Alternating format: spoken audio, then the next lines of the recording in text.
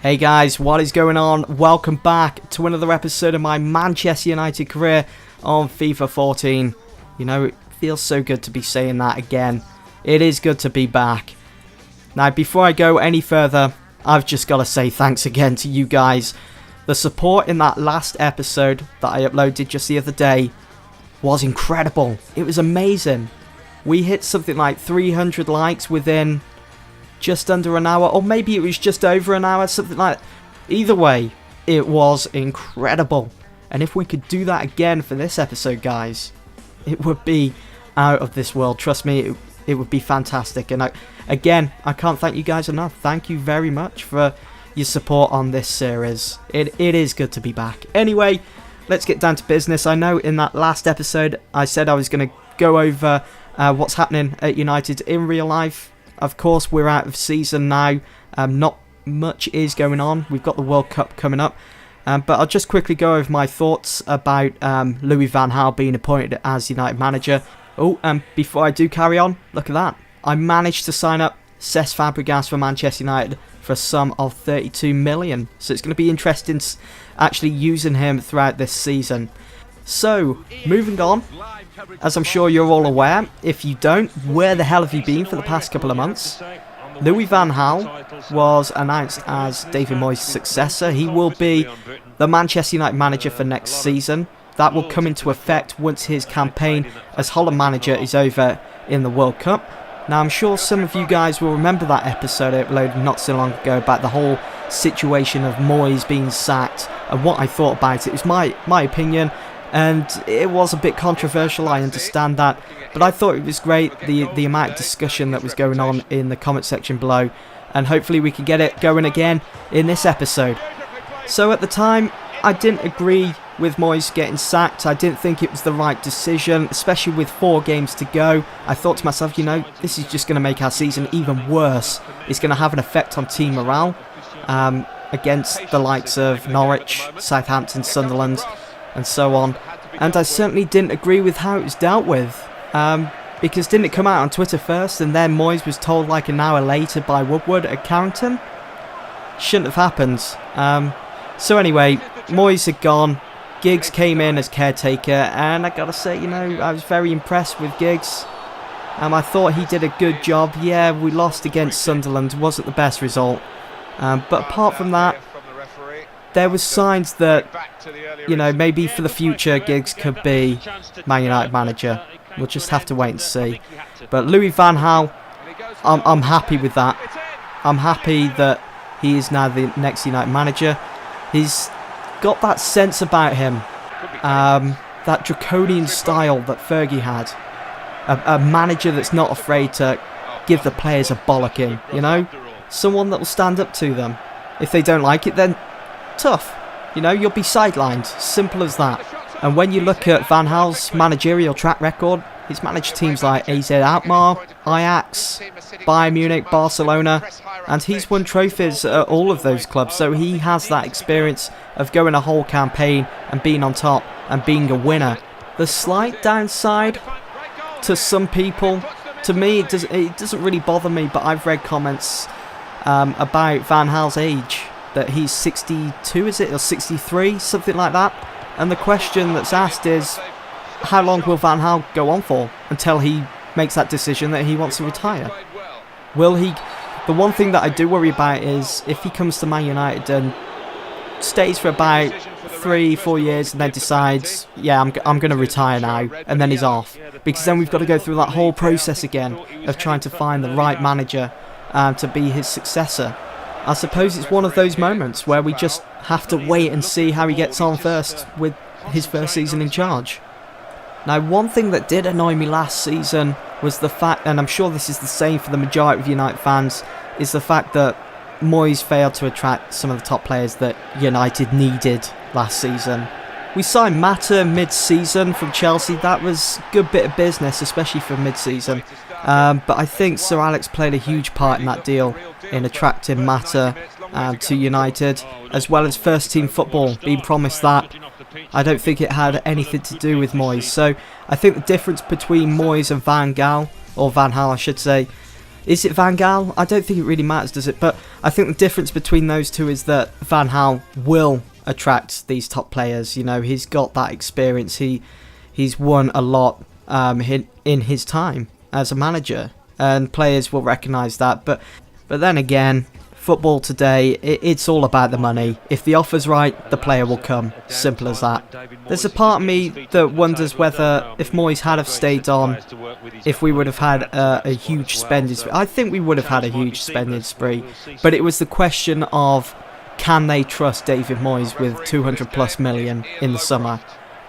I think that's what made up their decision, because the thing is, we can't be having David Moyes go out and spend that 200 million on players that people haven't really heard of, that aren't world class, that won't really fit in at United. We can't be doing with that. We need, again, part of it is how football has gone today. We need instant success. United need it more than ever after such a poor season. So yeah, I do believe that Louis van Gaal so far is a good choice and a wise decision to bring him in and make him Manchester United manager. I'm sure he will be taking huge advantage of the youth facilities that United have. It's world class there. Whereas, didn't it come out as well after Moyes had got sacked that Moyes didn't really care about the young ones? It was all about now. It was all about the present day. It was all about the players that he had in the team. He didn't. I think it was only really Januzaj that he cared about. That I think that's what came out. I'm going to have to go back. I can't really back that up at the moment. But I think something like that was said. It was like one of his former work colleagues from Everton. Whether that was just a made-up story from the media, I'm not too sure. Or maybe it was just that guy trying to make a bit of money off the back of Moyes getting sacked from United, because it was huge news. Man United sacking a manager, it's something you don't see every day. And, you know, United's one of the biggest teams in the world, especially with the fan base. So it was spread across all the news. So maybe he was just trying to make some money off that. Not too sure, but if it is true, then I'm sorry, we can't be having that at Man United. Man United, it has always been known to bring young players through their youth system and make them into world-class players. I mean, the biggest example of that is the class of 92. And to bring it up to the current day, you've got Adnan Januzaj currently going through the youth system, James Wilson, Tom Lawrence, the list goes on. So if that was true about Moyes, then yeah, we couldn't be doing with that. So moving on, the Man United squad right now, as we all know, needs an overhaul.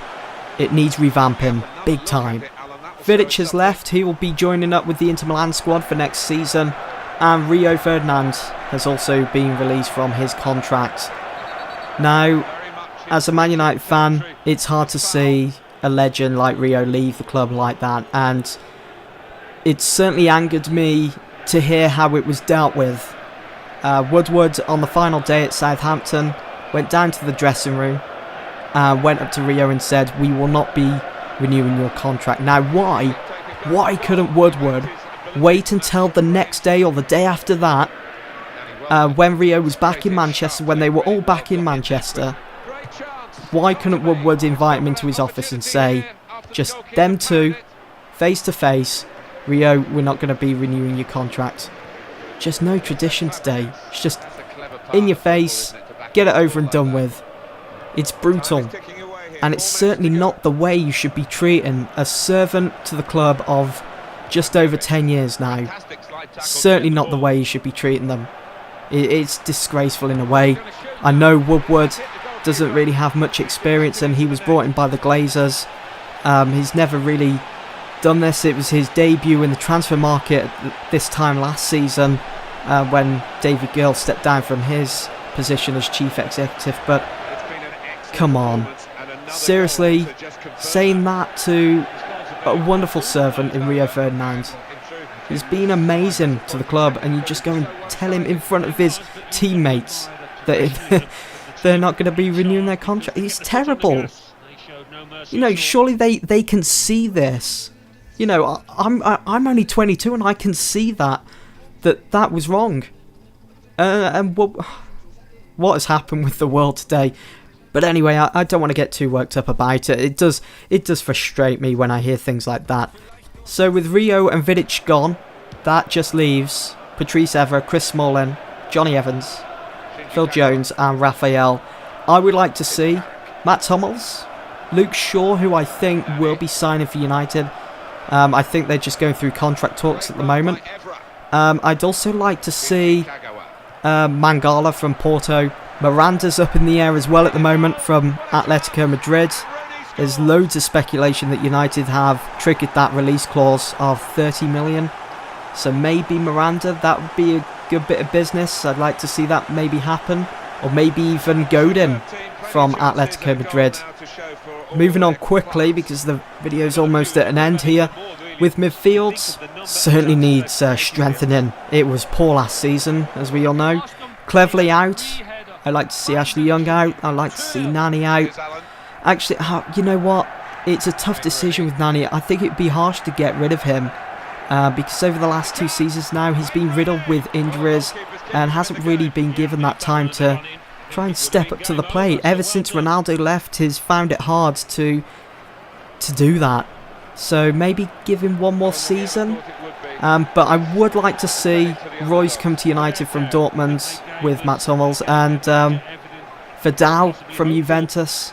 I think Van Gaal has actually come out and said, I've always wanted to sign Vidal. So make it happen. It's got to happen. I'd love to see Vidal at United.